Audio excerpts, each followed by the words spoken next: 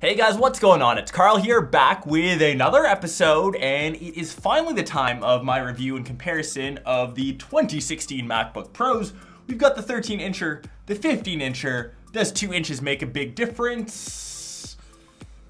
So first and foremost, these are the base models of each of their respective sizes. The 13-inch, this is the base with the touch bar, and on the 15-inch side, you can't grab one without a touch bar, so just the natural base model. So when you're comparing both of these models, you have 3 things to consider. The first being the price. And yeah, I'll state right off the bat, both of these are extremely expensive. $1,800 for the 13-inch, $2,400 for the 15-inch. Second off is portability. And for laptops, I think that's pretty key. I think the 13-inch model is perfect for a travel laptop. It's small, it's lightweight, compact, fits into any single bag that I have. Whereas the 15-incher, and don't get me wrong, this is still way smaller than my previous gen 15-inch, it's just a bit more of an inconvenience. If size and portability are the key points you're going for, hands down, I prefer the 13-inch. I personally carry this guy when I travel, and I love the form factor. I do prefer the extra 2 inches though on the 15-inch model. It doesn't make as big of a difference when you're browsing the net, checking emails, but doing something like creating video, having that extra screen real estate makes a huge difference. And in that regard, the 15-incher for me, so it really depends on what you're looking for and what you're hoping to get out of your device. Third off, of course, is performance. And this entire video was actually edited on the 15-inch MacBook Pro. If you're a Final Cut user like myself, this is a dream come true. Absolute breeze on both devices, and unless you have both of them side by side, you're comparing rendering times, both can handle 4K footage without a problem. On the 15-inch side, I've even seen people use 6K, even 8K red footage. The 15-incher is a powerhouse. It's got its own dedicated graphics card, and this current base model beats out my fully spec'd out iMac from 2 years ago, and I may or may not have a fully spec'd 15-incher on the way. That's giving you a good idea of how much I love these things for editing. If you're not heavy into video, and I'm gonna use air quotes, a pro, I would lean away from the 15-inch model. This thing is so expensive, it's almost ridiculous. $500 to $1,000 more price than any other competitor on the market, and I'm comparing that to high-end PCs. I would even lean towards those if you're a Premiere user, as I've heard that Premiere is actually better on those devices. But if Final Cut happens to be your jam, you need a brand new device, I think this comment pretty much sums everything up and my thoughts up in general. So that wraps up those 3 options, and my overall pick, as I mentioned, is the 15-inch MacBook Pro. For everyone else, doesn't use Final Cut, doesn't need that extra screen real estate, 13-inch, hands down, save your money.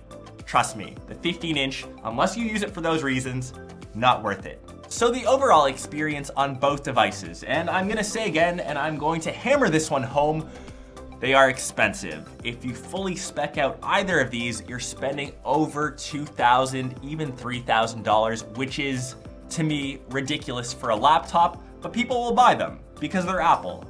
And that's coming from someone that's using a Surface Book i7. This is actually one of the most expensive Windows laptops that you can get, and the overall experience just isn't as good, and that's even coming from the build. The build on the new MacBook Pros is the best in class. Machined perfectly, you can't find a single fault with them.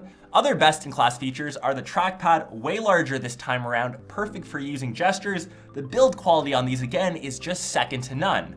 Another best-in-class are the speakers, and for a laptop of both of these sizes, even for laptops that are larger, these are hands down the best-sounding speakers that you'll find. On the 15-inch model, slightly bigger, so they have slightly better sounding speakers, and I love them. And it kind of sucks when you go back to a PC or other laptop that just doesn't have as good speakers.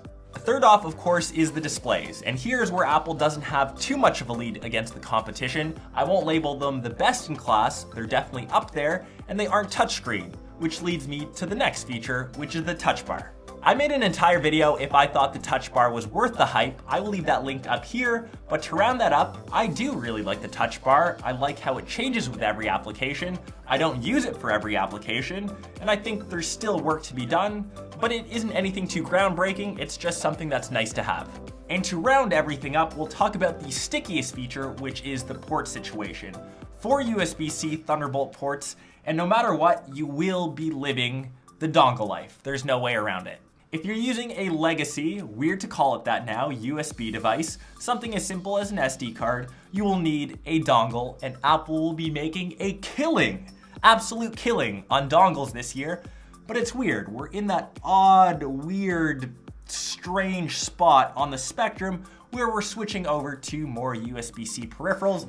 You even see that on monitors where you can now charge, get video output, and power your single MacBook Pro through one cable. And I'm positive in 2017, even 2018, everything will be USB-C, and that's where these guys will shine. So to round this entire review up, I've had the best experience on the 2016 MacBook Pros.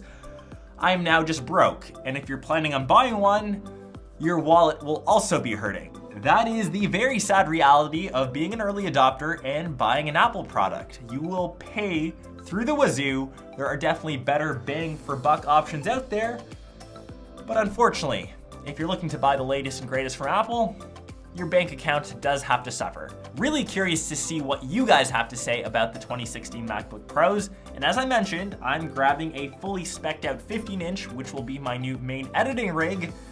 And this guy's getting replaced. I hope you guys enjoyed this video though. Remember, I've got a couple giveaways going on. Make sure you check them out, linked in the description. Catch you in my next episode, next vlog. This one's a long one. Peace.